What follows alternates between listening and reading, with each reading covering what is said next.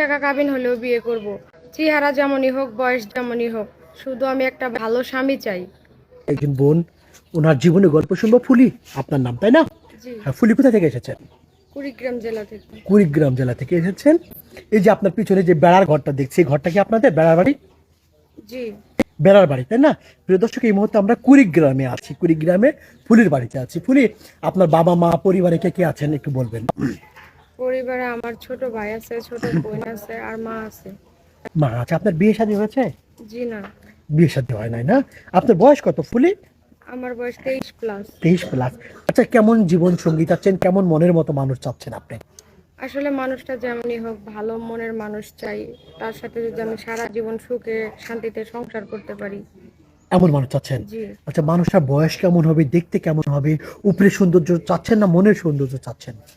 বয়সটা তো কোনো বিষয় না, বয়স তো আমারও হবে একদিন, আমিও বুড়া হব। বয়স যেমনই হোক, আমি চাই তার মনটা ভালো থাকবে। সে সারা জীবন আমার হাতটা ধরলে সারা জীবন আমার সাথেই থাকবে। সারা জীবনের জন্য? জি। আচ্ছা, বুঝতে পেরেছি। ফুলি, আপনার সাথে যোগাযোগ করবে কিভাবে? আমার সাথে যোগাযোগ করতে হলে আপনাদের সাথে যোগাযোগ করলেই হবে, আমার সাথে যোগাযোগ করাই দিবেন। আমাদের সাথে যোগাযোগ। জি। প্রিয় দর্শক, ওনার নাম ফুলি, বয়স 23-24 বছর, দেশের বাড়ি কুড়িগ্রাম। কুড়িগ্রাম নীলফামারী। ওনার সাথে যদি যোগাযোগ করতে চান, কথা বলতে চান, একটি নাম্বার দেখা যাচ্ছে আপনার চোখের সামনে। এই নাম্বারে ইমো আছে, হোয়াটসঅ্যাপ আছে। ইমোতে বা হোয়াটসঅ্যাপে ফুলি আপুর একটা স্ক্রিনশট মেরে পাঠিয়ে দিবেন, আমরা যোগাযোগ করব।